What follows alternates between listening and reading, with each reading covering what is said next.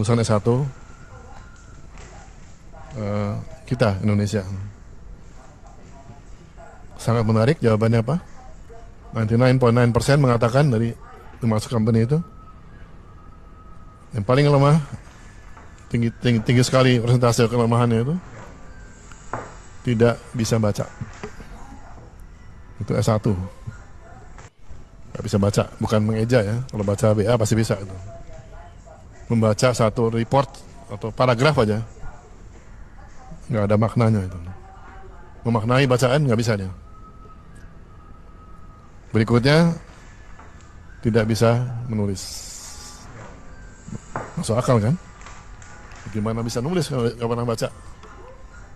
Yang tulis apa? Ya. Yang ketiga lemah apa? Work habit. Etos kerjanya sangat buruk. Berikutnya komunikasi. Lemah juga, ya nggak bisa komunikasi.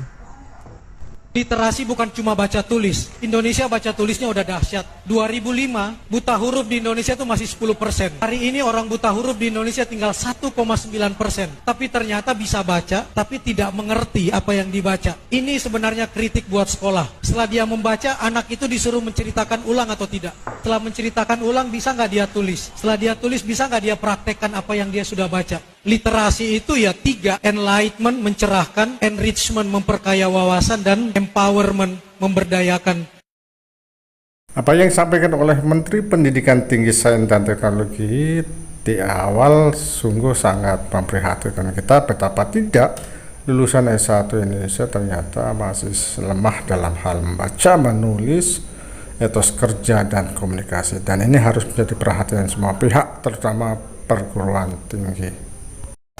Pembelajaran di perguruan tinggi harus didesain sedemikian rupa agar lulusannya nanti memiliki kemampuan membaca, menulis, komunikasi, dan etos kerja yang baik. Hal lain yang juga penting adalah bagaimana kita mesti mengembangkan budaya literasi. Literasi bukan sebatas aktivitas baca tulis biasa tanpa makna, tapi harus dilakukan sebagai sesuatu yang lebih strategis, yakni kegiatan literasi yang bisa mencerahkan, memperkaya wawasan, dan memberdayakan.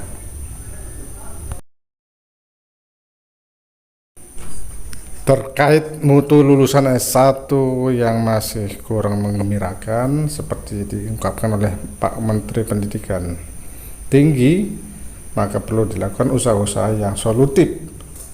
Pertama, terkait dengan membaca, maka perlu dilakukan kegiatan membaca kritis. Untuk meningkatkan kemampuan menulis, maka harus berlatih dan pintar menulis.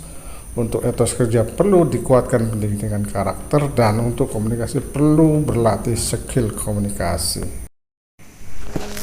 Para mahasiswa sudah saatnya untuk mengupgrade diri, terutama terkait dengan skill komunikasinya, mengingat dewasa ini dunia kerja sangat membutuhkan yang namanya skill komunikasi.